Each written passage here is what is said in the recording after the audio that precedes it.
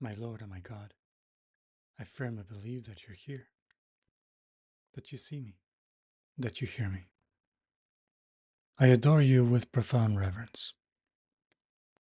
I ask your pardon for my sins and the grace to make this time of prayer fruitful.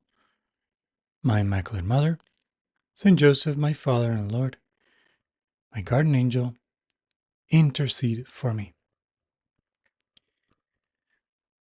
Today, the Gospel presents us with two people who have great faith in Jesus Christ. Two people that, given their circumstances, we could think should have given up on their hope. First, the official comes to Jesus and says, Lord, my daughter has just died. But come, lay your hand on her, and she will live. It's amazing to see this man's faith. His daughter was already dead. People in his house, as they approached, would be already accepting that death. There were flute players. The crowd there were making a commotion. And they actually ridiculed Jesus Christ when he says that the girl is not dead but sleeping. Because they had seen her dead. It had been a while. They have given up on our hope. But the official does not give up. He has faith. We can imagine he must have gone to many doctors trying to restore the health of her daughter. As a good father, he must have done everything in his power to avoid his daughter's death, and still she had died. This was his last chance, and he puts all his faith there. Come, lay your hand on her, and she will live. Jesus would do precisely that. He would go into his daughter's room, lay his hand on her, and then tell her to come up, to stand up, and she would react. And the little girl arose, the gospel says. The other person in this gospel takes advantage of Jesus' presence as he is going toward the official's house to approach him from the back. This woman has been suffering hemorrhages for 12 years. Again, she must have been going to all kinds of doctors, trying to find any possible cure for her illness. And nothing has been able to save her. She must have spent all her money looking for a cure, and still 12 years. We could say, well, this woman should kind of give up on any hope and just accept it and live with it. Put up with the difficulties of the hemorrhages. But she still has hope. She knows Jesus Christ can help her. She has that faith. And she thinks to herself, if only I can touch his cloak, I shall be cured. There's no conditional here. I might be cured. No, I shall be cured.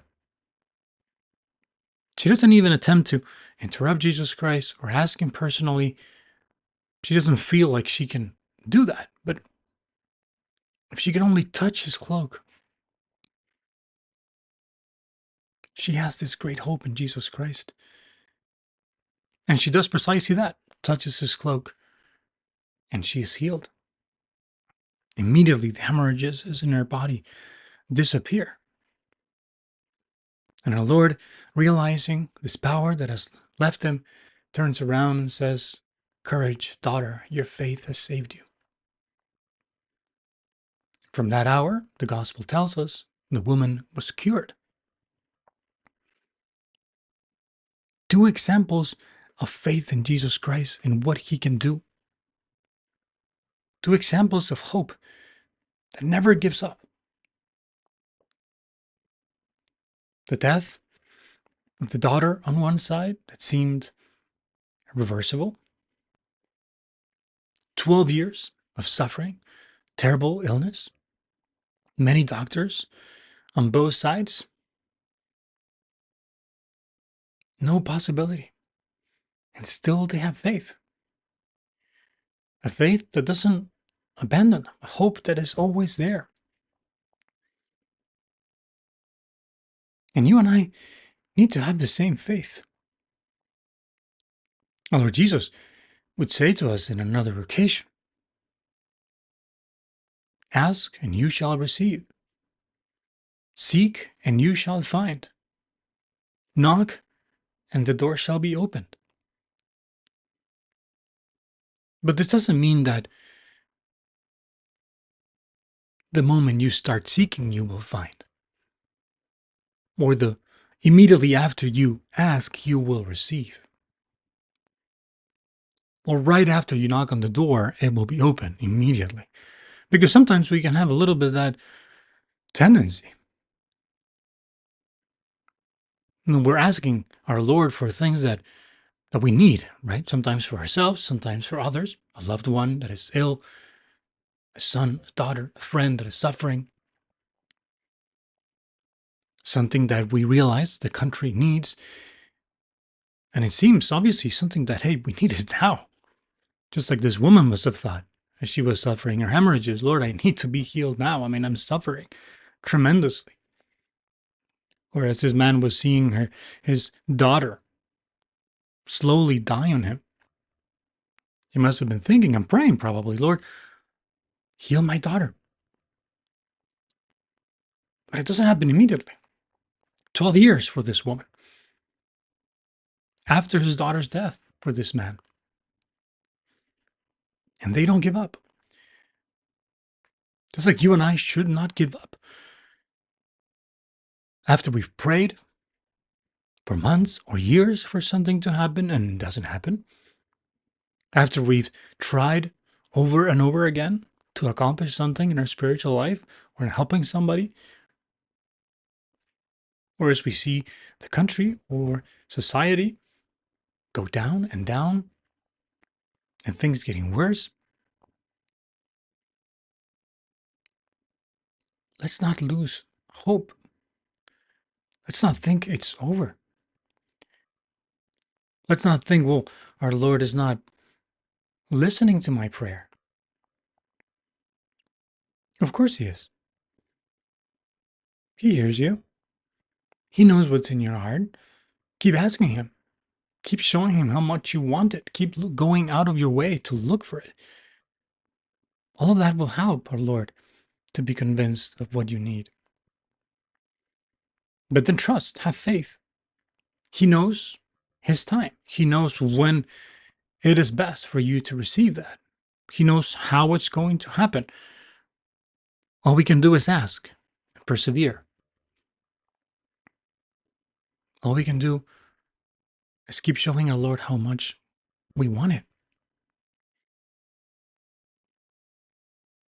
But then let's keep trusting Jesus. He knows when the time is right. He's not just making us suffer for the sake of it. Much good will come from that wait. Much good will come to us and others from things happening in a different way than we expected it to happen. But if we have faith and hope in Jesus Christ, he will take care of us. He will help us. He will solve situations in a way that only God can. Courage, daughter, your faith has saved you. Hopefully, our Lord Jesus can say that of you and me. Our faith has saved us. I thank you, my God, for the good resolutions, affections, and inspirations that you have communicated to me in this meditation. I ask your help to put them into effect. My Immaculate Mother, Saint Joseph, my Father and Lord, my guardian angel, intercede for me.